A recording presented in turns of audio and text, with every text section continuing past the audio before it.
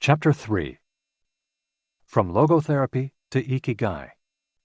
How to live longer and better by finding your purpose.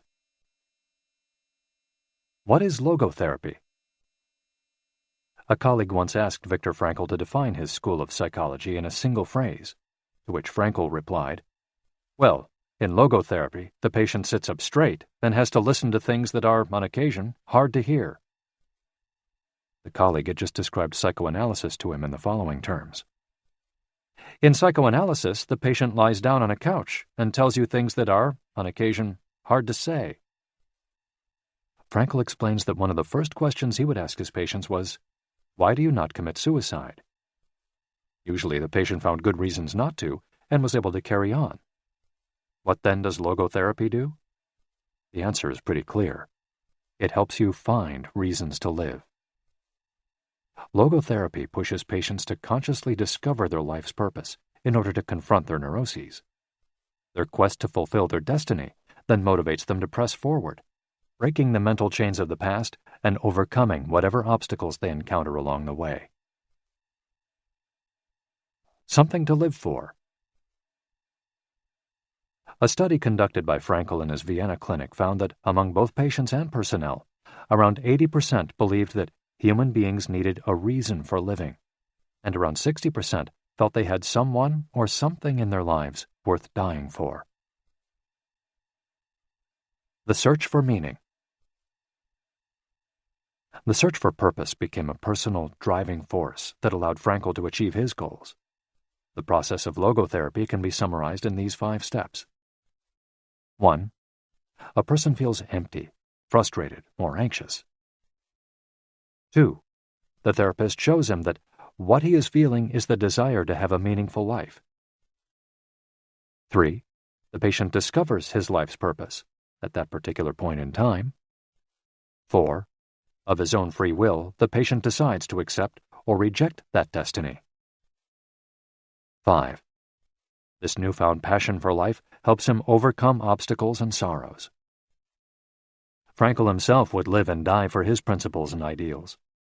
His experiences as a prisoner at Auschwitz showed him that everything can be taken from a man but one thing, the last of the human freedoms: to choose one's attitude in any given set of circumstances, to choose one's own way. It was something he had to go through alone, without any help, and it inspired him for the rest of his life. 10 differences between psychoanalysis and logotherapy.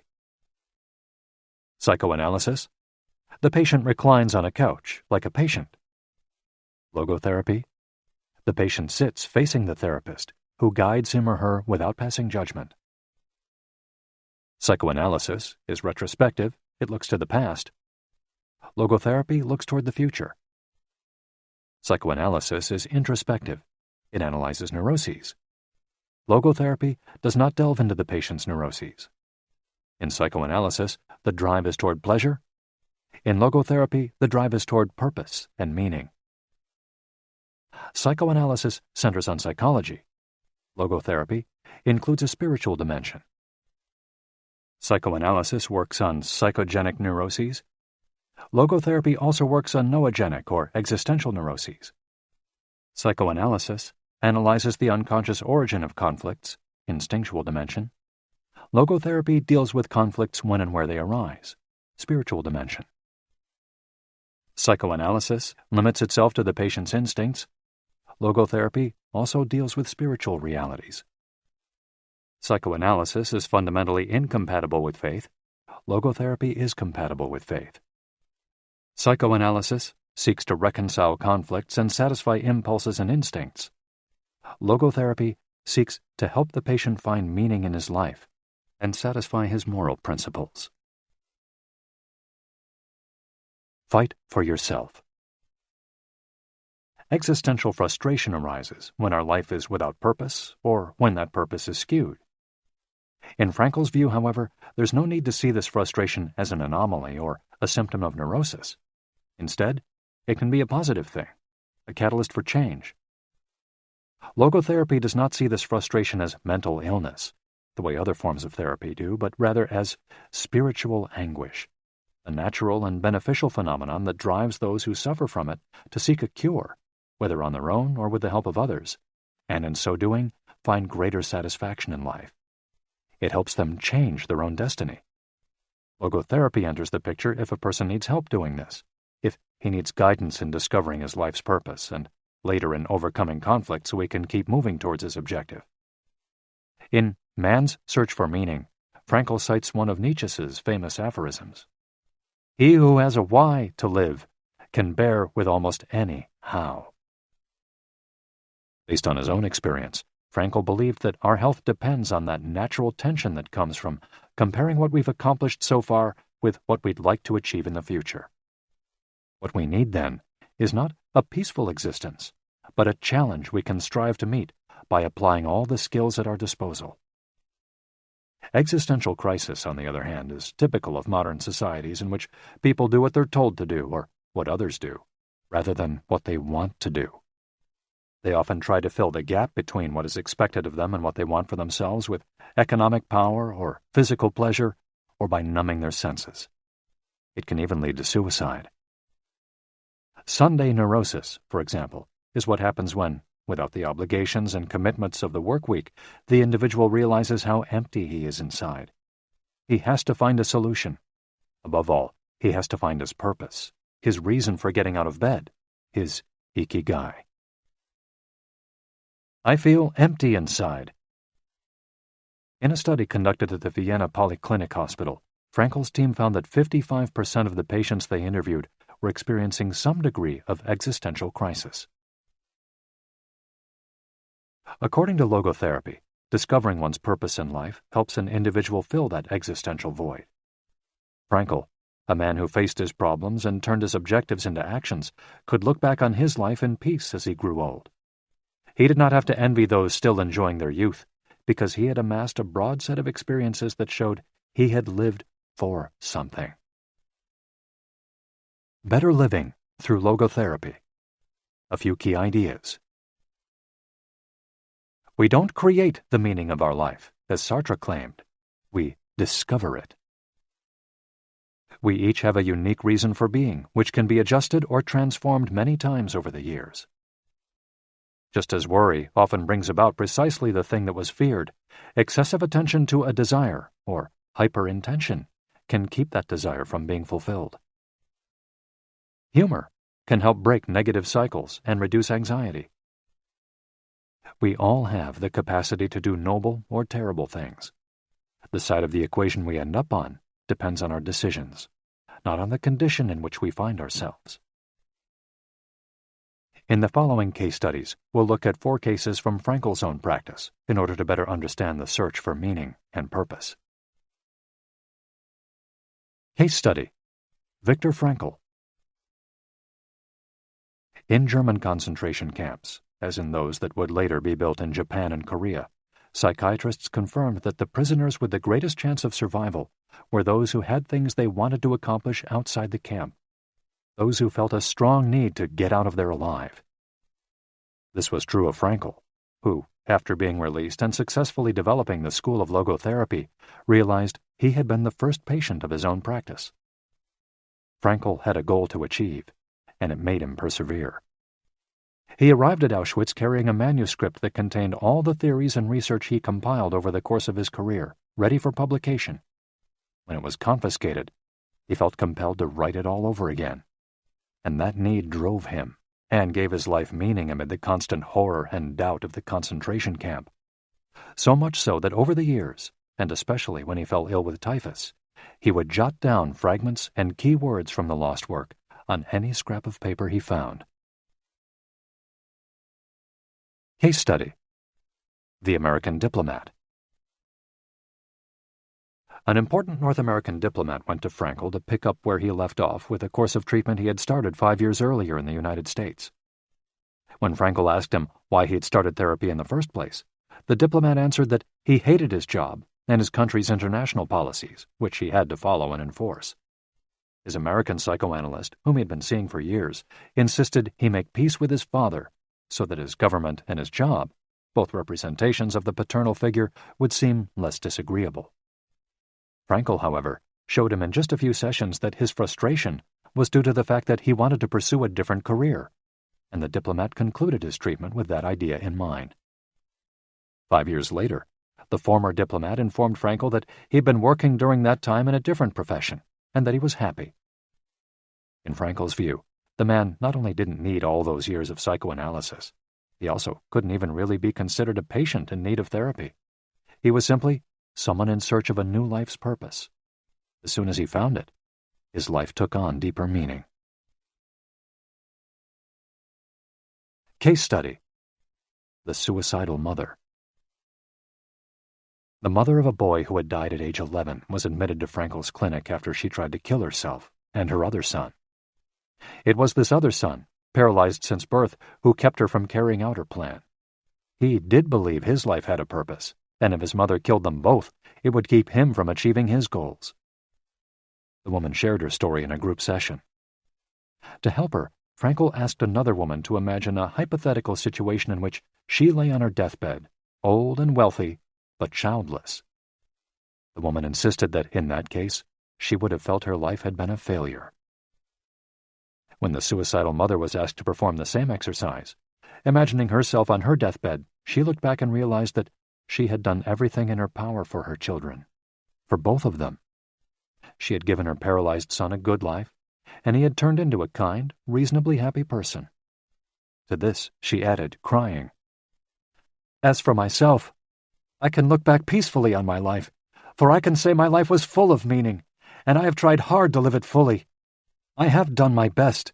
I have done my best for my son. My life was no failure." In this way, by imagining herself on her deathbed and looking back, the suicidal mother found the meaning that, though she was not aware of it, her life already had. Case study: the grief-stricken doctor. An elderly doctor, unable to overcome the deep depression into which he'd fallen after the death of his wife 2 years earlier, went to Frankl for help. Instead of giving him advice or analyzing his condition, Frankl asked him what would have happened if he had been the one who died first. The doctor, horrified, answered that it would have been terrible for his poor wife, that she would have suffered tremendously. To which Frankl responded, "You see, doctor, you've spared her all that suffering, but the price you have to pay for this is to survive and mourn her." The doctor didn't say another word. He left Frankl's office in peace after taking the therapist's hand in his own. He was able to tolerate the pain in place of his beloved wife. His life had been given a purpose. Morita therapy. In the same decade that logotherapy came into being, a few years earlier in fact, Shoma Morita created his own purpose-centered therapy in Japan. It proved to be effective in the treatment of neurosis, obsessive-compulsive disorder, and post-traumatic stress. In addition to being a psychotherapist, Shoma Morita was a Zen Buddhist, and his therapy left a lasting spiritual mark on Japan. Many Western forms of therapy focus on controlling or modifying the patient's emotions. In the West, we tend to believe that what we think influences how we feel, which in turn influences how we act. In contrast, Morita therapy focuses on teaching patients to accept their emotions without trying to control them, since their feelings will change as a result of their actions. In addition to accepting the patient's emotions, Morita therapy seeks to create new emotions on the basis of actions. According to Morita, these emotions are learned through experience and repetition. Morita therapy is not meant to eliminate symptoms. Instead, it teaches us to accept our desires, anxieties, fears, and worries, and let them go. As Morita writes in his book, Morita Therapy and the True Nature of Anxiety-Based Disorders, in feelings, it is best to be wealthy and generous. Morita explained the idea of letting go of negative feelings with the following fable. A donkey that is tied to a post by a rope will keep walking around the post in an attempt to free itself, only to become more immobilized and attached to the post. The same thing applies to people with obsessive thinking, who become more trapped in their own suffering when they try to escape from their fears and discomfort. The basic principles of Morita therapy. 1. Accept your feelings. If we have obsessive thoughts, we should not try to control them or get rid of them. If we do, they become more intense. Regarding human emotions, the Zen master would say, if we try to get rid of one wave with another, we end up with an infinite sea. We don't create our feelings. They simply come to us, and we have to accept them. The trick is welcoming them. Morita likened emotions to the weather. We can't predict or control them. We can only observe them. To this point, he often quoted the Vietnamese monk Thich Nhat Hanh, who would say, "Hello, solitude. How are you today? Come, sit with me, and I will care for you." 2. Do what you should be doing.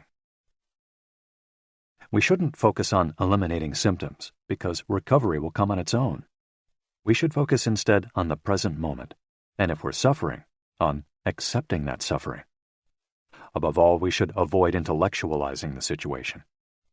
The therapist's mission is to develop the patient's character so he or she can face any situation, and character is grounded in the things we do. Morita therapy does not offer its patients explanations, but rather allows them to learn from their actions and activities. It doesn't tell you how to meditate or how to keep a diary the way Western therapies do. It's up to the patient to make discoveries through experience. 3. Discover your life's purpose.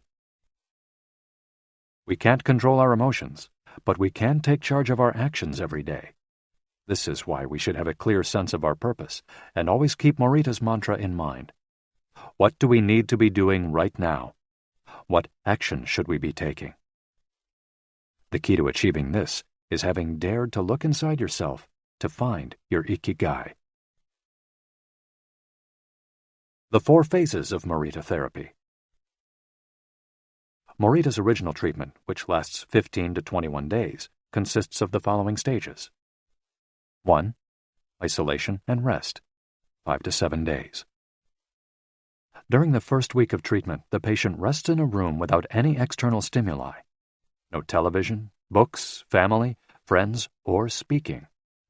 All the patient has is his thoughts. He lies down for most of the day and is visited regularly by the therapist, who tries to avoid interacting with him as much as possible. The therapist simply advises the patient to continue observing the rise and fall of his emotions as he lies there. When the patient gets bored and wants to start doing things again, he's ready to move on to the next stage of therapy. 2. Light occupational therapy, 5 to 7 days. In this stage, the patient performs repetitive tasks in silence. One of these is keeping a diary about his thoughts and feelings. The patient goes outside after a week of being shut in, takes walks in nature, and does breathing exercises. He also starts doing simple activities such as gardening, drawing, or painting. During this stage, the patient is still not allowed to talk to anyone except the therapist. 3. Occupational therapy, 5 to 7 days. In this stage, the patient performs tasks that require physical movement. Dr. Morita liked to take his patients to the mountains to chop wood. In addition to physical tasks, the patient is also immersed in other activities such as writing, painting, or making ceramics. The patient can speak with others at this stage, but only about the tasks at hand. 4. The return to social life and the real world. The patient leaves the hospital and is reintroduced to social life, but maintains the practices of meditation and occupational therapy developed during treatment. The idea is to re-enter society as a new person, with a sense of purpose, and without being controlled by social or emotional pressures. Nikon meditation. Morita was a great Zen master of Nikon introspective meditation. Much of his therapy draws on his knowledge and mastery of this school, which centers on 3 questions the individual must ask him or herself. 1. What have I received from person X? 2. What have I given to person X? 3. What problems have I caused person X? Through these reflections, we stop identifying others as the cause of our problems and deepen our own sense of responsibility. As Morita said, if you are angry and want to fight, think about it for 3 days before coming to blows. After 3 days, The intense desire to fight will pass on its own. And now, Ikigai. Logotherapy and Morita therapy are both grounded in a personal, unique experience that you can access without therapists or spiritual retreats. The mission of finding your Ikigai, your existential fuel. Once you find it, it's only a matter of having the courage and making the effort to stay on the right path. In the following chapters, we'll take a look at the basic tools you'll need to get moving along that path. Finding flow in the tasks you've chosen to do, eating in a balanced and mindful way, doing low-intensity exercise, and learning not to give in when difficulties arise. In order to do this, you have to accept that the world, like the people who live in it, is imperfect, but that it's still full of opportunities for growth and achievement. Are you ready to throw yourself into your passion as if it were the most important thing in the world?